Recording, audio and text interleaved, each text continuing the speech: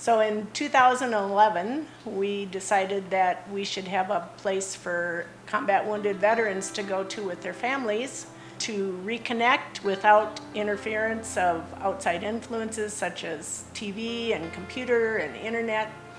And so Operation Black Hills Cabin was born. We visited with friends about the possibility of this project, came up with 3 other people that were very interested and very willing to be part of the new board of directors for Operation Black Hills Cabin after we came up with a name.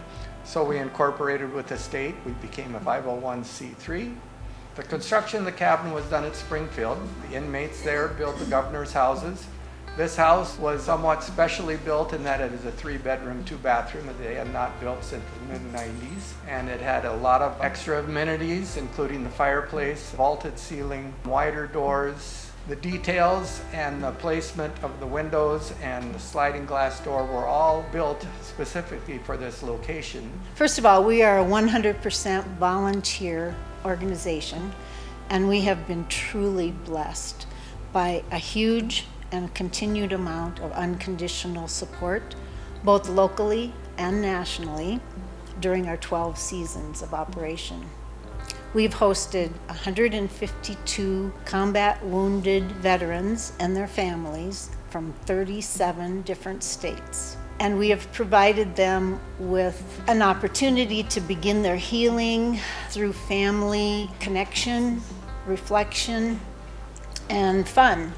Well, when they first get here, when they first arrive, they're very quiet, reserved. They don't really know what to expect.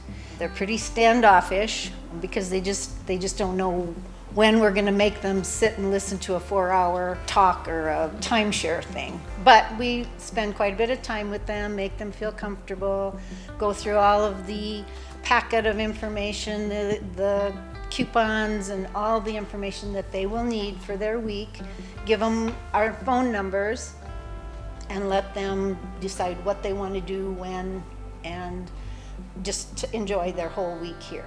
When we check them out, it's a totally different scenario. It's like the families have done a 360-degree turn. We can't get them out of the cabin. We can't get them to leave. They're so talkative. They're so anxious to share with us their experiences and what this week has meant to them. And it's a very rewarding experience for all of us. My wife and I would welcome them into the cabin and shed a few tears when you recognize what they've been through and what you're going to do for them while they're here. And cover all the activities that are available free for their observance while they're here. So, who is qualified for Operation Black Hills Cabin? In a nutshell, Medal of Honor winners and the combat wounded with at least a 30% disability rating from the VA. Up until last year, the combat wounded veterans that were served by the cabin were wounded warriors from the operations in Iraq and Afghanistan. But in recognition of the fact that the operations in those countries ended several years ago and the United States still has forces deployed overseas, we've expanded the parameters.